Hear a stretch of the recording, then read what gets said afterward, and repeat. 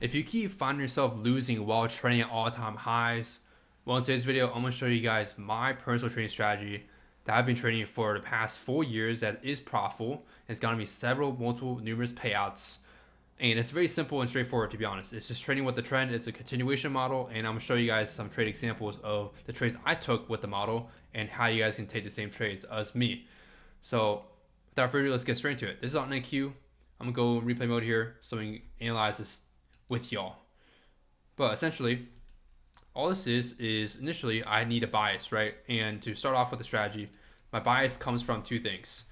My view of the market in terms of structure, so market structure, are we moving to the top left or top right of our screen, sorry, or the bottom right?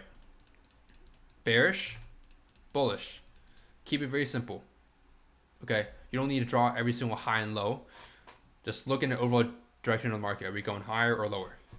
Next, once you have a bias, go that down to the lower time frame. Again, you can get your bias on a higher time frame. I can also get it off the 1 minute, to be honest, because I have enough experience reading the difference between internal structure like this and external. Once you get enough practice, you start recognizing them much quicker. Like this actually becomes external.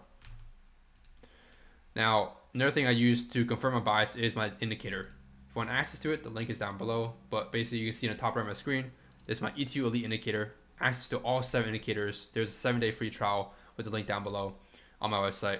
But it gives me a daily bias that resets every single day. It's going to be either bullish, bearish, or neutral. Neutral meaning I can trade both sides of the market, aka we're likely going to have a consolidation chop kind of day. You can even avoid those trading days. Or we're going to be bullish, which we're most likely going to be bullish since we're trading at all-time highs. So I even wrote down here as notes. I was leaning bullish initially because all-time highs plus liquidity sweep. When we have a liquidity sweep, it confirms the setup even better. It makes it even higher probability. We have a liquidity sweep here, marked by my indicator 2 as well. This can also be considered inducement for this PY here. Both work fine. Regardless, there's liquidity being taken out. That's all you got to know. And basically, there's this one setup here that I initially missed. I believe I got on the charts. Can't remember when I got on the charts, but I missed a setup here anyway. So I got on probably around somewhere around here when price was creating this range here. Did not take these longs here. Wasn't on the charts, but yeah, all I saw was we had a liquidity sweep here, and I think with a higher time frame might look clearer. Okay, you can see there is 30-minute stop hunter, no 1 hour mitigation, no 4 hour mitigation. There might have been a 2 hour. But I'm not gonna check. That's a weird time frame. I'm gonna stick to what I know. All I know is we have a liquidity sweep here, and we're going to the upside. The draw is to the upside. We have a massive gap or big imbalance move that we just filled. That's why we had a big move here. But this big move is just to take liquidity to then go higher, because I know at all-time highs are weak. This high is supposed to get ran. This massive wick right there, yeah, that's supposed to get ran and taken. So I'm going to trade with the trend. Now, knowing what to trade with the trend is also important. I don't want to be buying here on like a breakout or some sort, buying above these highs. I want to be buying at a good price point when you are in what I call a discount. So you find your range and you look for a POI of some sort in premium discount. Now, I'm not going to draw it perfectly, but for example, this could be your range. Okay, and you're looking for below the 0.5 level in discount for a setup. This was the first initial setup I missed. Why? Because it's slow, put in a new high. We broke structure here. And so you could have taken a trade here off this as your POI and an entry model, right? So in terms of trading, it consists of two things for me. POI, entry model. Those two things, and targets are very easy. I've done a full in-depth videos discussing profit targets. I'm not going to go over that in today's video. It's going to make the video too long. But PY, entry model, enter the trade, and let it run. Or manage your trade how you like. I personally don't take partials. I used to. I was still profitable, but the partialing really shows you have a lack of confidence in your edge. I'm going to be honest. If you know how to read the market, I have very high conviction of where I place my TPs. They're very likely to hit every time or most times.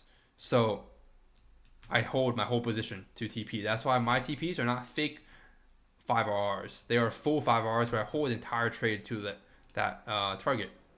I don't be partialing at 0.2 RR like some traders. Not to throw shade, but again, this is not a great liquidity sweep in my opinion, just because this break is not really a prevalent break. This high didn't come back to 50% mitigate something. It actually missed and took out only inducement. So this is not something I would usually take anyway. But yeah, that was a potential setup there, just lower probability for my taste.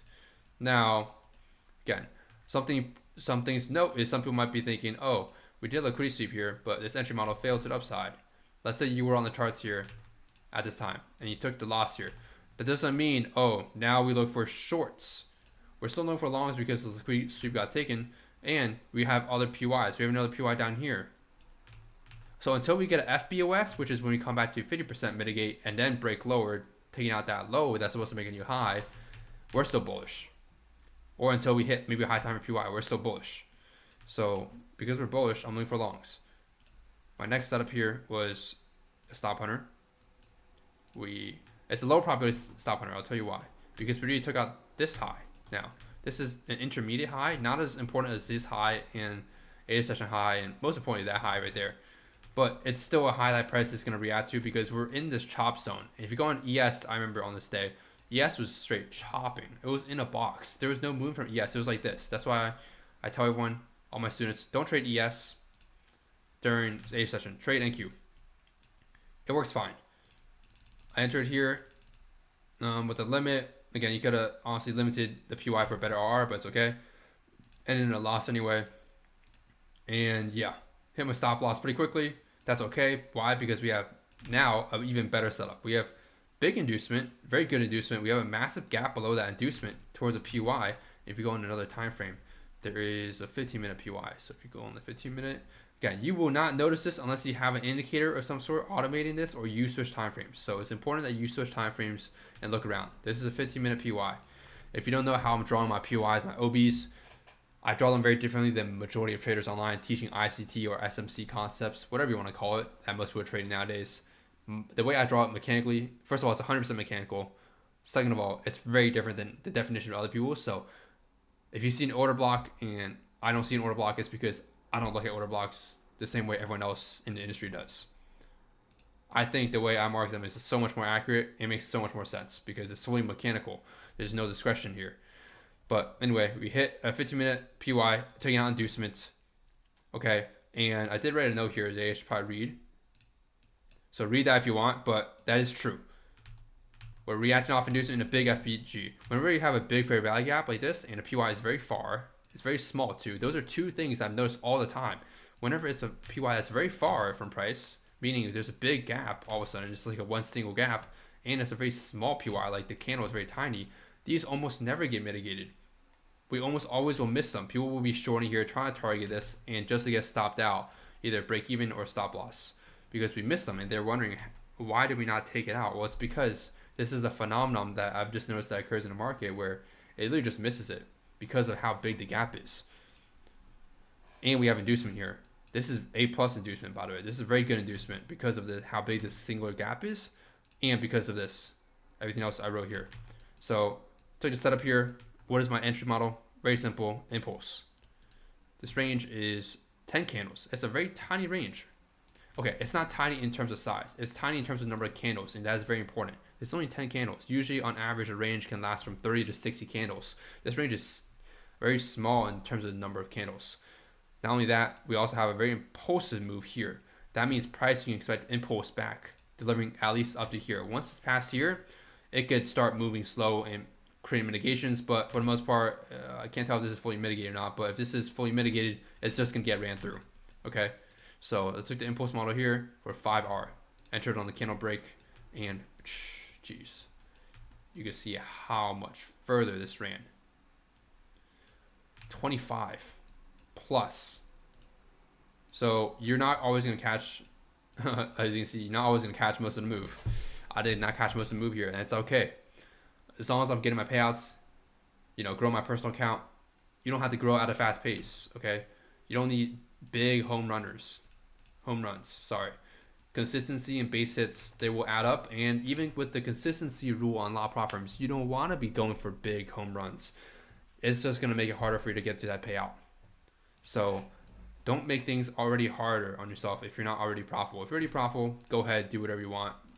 You know how it is. I know how it is with trading. You have a lot of freedom. You can do whatever you want once you make it, and you still likely come out green. Don't take that the wrong way, by the way. But if you know, you know. I'll make a separate video discussing that as well, because it truly is very interesting how it works. But like once you make it, you have so much freedom and flexibility in terms of I can come to the charts any time of day. It doesn't have to be inside kill zone. Ideally, it's inside kill zone because of volatility and liquidity. But on prop firms, liquidity doesn't matter unless you're on a live account. Maybe it does on a prop firm live. I'm not sure. I don't really notice much of a difference, to be honest, except for maybe some delay when I execute. But you get used to it very quickly. Regardless, you know what I'm talking about if you made it, right? Like you used to have rules for yourself where you wake up at a certain time, get on charts, trade, look for steps only within this time window. Once you become profitable and you know how to read the charts outside of time and these other hobbies, or not hobbies, but these other disciplinary actions like, oh, wake up, make your bed. Like, let's skip the BS. You don't need to make your bed. Who cares if you make your bed or not? Get on the charts. I can literally wake up with my looking at my phone, stand at the ceiling, and win and make way more money and more R than someone that brushes their teeth for 5 minutes, makes their bed, goes to the gym before, comes to has a whole coffee routine, gets on the charts, and loses money.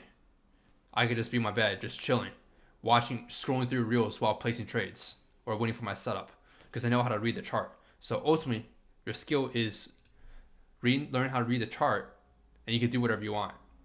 And also, most importantly, your mindset. If your psychology is on point, you can make a lot of strategies work.